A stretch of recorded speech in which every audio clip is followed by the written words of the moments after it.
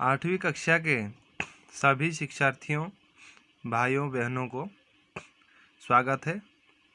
आज हम इस कालांश में चर्चा करेंगे संज्ञा के बारे में। तो पहले शुरू करते हैं, संज्ञा किसे कहते हैं।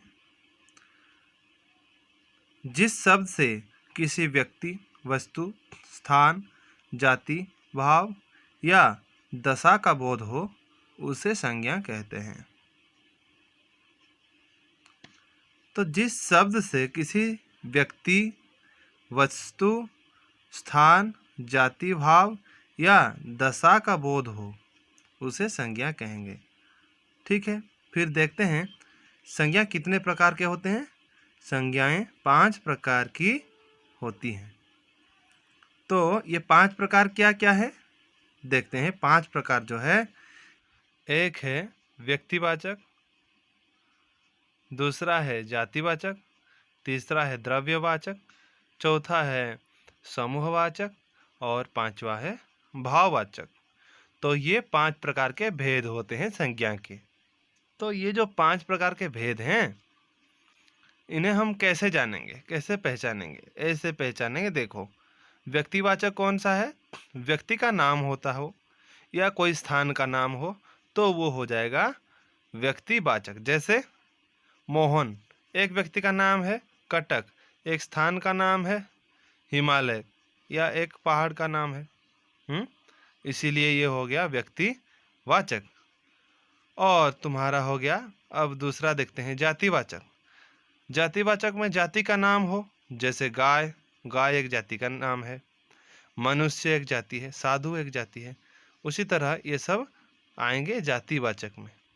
तीसरा द्रव्यवाचक, वो भी ऐसा ही है, द्रव्यवाचक, द्रव्य का नाम। तो द्रव्य जो है, पानी एक द्रव्य है, कलश, सोना, ये सब द्रव्य है। इसीलिए ठीक है, इसीलिए इनको द्रव्यवाचक भी हम कहेंगे। उसके बाद समूहवाचक। समूहवाचक है समूह का नाम, किसी भी समूह का नाम। तो परिवार एक समूह है, हमारे घर के जो परिवार के जो सदस्य सभी को मिला के ही परिवार होता है, इसीलिए वो एक समूह है। ठीक है। दल, दल में भी ज़्यादा लोग रहते हैं, इसीलिए वो भी एक समूह है, इसीलिए समूह का नाम। और ये सभा, सभा में भी बहुत सारे लोगों का समूह होता है, इसीलिए वो भी समूहवाचक में आएगा। उसके बाद देखेंगे भाववाचक। भाववाचक भाव का नाम, जैसे कि मनुष्यता, साधुता, क्रूरता, बुढ़ापा। ठीक है। इसी तरह भाव को बताता हो जो भाववाचक, मतलब भाव का नाम। तो ये जो भाववाचक है, ये फिर कितने प्रकार के होते हैं? 5 प्रकार के होते हैं। भाववाचक संज्ञा कैसे बनते हैं जानिए। कैसे बनते हैं हम अभी जानेंगे। कौन कौन से होते हैं देखेंगे। जाति से भाव। जाति से भाव कैसे होगा, कैसे पता चलेगा ना? मनुष्य एक जाति है तो उसका भाव क्या होगा? जाति से भाव मनुष्यता। साधु एक जाति है, साधुता। लड़का लड़कपन। ठीक। उसी तरह विशेषण से भाव, जैसे कि बुढ़ा बुढ़ापा, बच्चा बचपन, चतुर चतुराई। ठीक है। अब देखेंगे सर्वनाम से भाव। अपना अपनापन, मम ममत्व। इस तरह सर्वनाम का भी भाव होता है। भाववाचक संज्ञा रूप है अपनापन, अपना का अपनापन। ठीक है। अव्यय से भाव भी होता है। अव्यय से भाव कैसे होता है? निकट एक अव्यय है, उसका संज्ञा, उसका भाववाचक संज्ञा रूप क्या होगा? निकट का होगा निकटता, दूर का होगा दूरी। ठीक। उसी तरह क्रिया से भाव। क्रिया से भाव, ये क्रियापद सब है, काटना, बनना, रोना, हंसना, दौड़ना, ये सब क्रियापद है। तो इन्हें भाववाचक संज्ञा जब करेंगे, कैसे करेंगे? काटना का होगा कटाई, बनना का होगा बनावट, रोना का रुलाई, हंसना का हंसी। इस तरह से हम भाववाचक संज्ञा बनाते हैं। ठीक है, तो अभी सभी शिक्षार्थियों के लिए यहाँ पे श्रेणी कार्य दिया गया है। पहला प्रश्न है, संज्ञा किसे कहते हैं? ठीक है।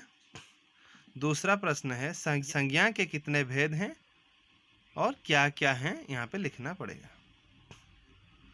भाववाचक संज्ञा कितने प्रकार के होते हैं और क्या क्या होते हैं? ठीक है, यहाँ पे भी दो प्रश्न है।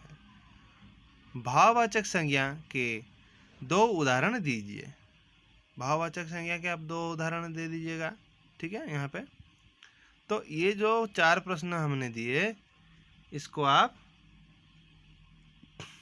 ये वाला चार्ट भी अपने खाते में आप बनाएं और ये CW को अपने खाते में करें। ठीक है, और उसके बाद आपके लिए गृह कार्य है, HW है, इसे अच्छी तरह से पढ़ें और याद रखें। इसको याद रखना पड़ेगा आपको। तो आप ये प्रश्न के उत्तर अपने हिंदी खाते में करेंगे और मुझे मेरे WhatsApp नंबर पे फ़ोटो खींच के आप भेजेंगे, तभी मैं जान पाऊँगा कि आप सब लिख रहे हैं कि नहीं। और इतना याद रखिए कि आप सब के जो कॉपी है, जो नोटबुक है, वो सब हम मंगाएंगे और देखेंगे असल में आप लिख रहे हैं कि नहीं। तो आप सब कृपया लिखें और याद रखें। तो फिर आज के लिए इतना ही। मिलेंगे अगले कालांश में। सभी को बहुत बहुत धन्यवाद।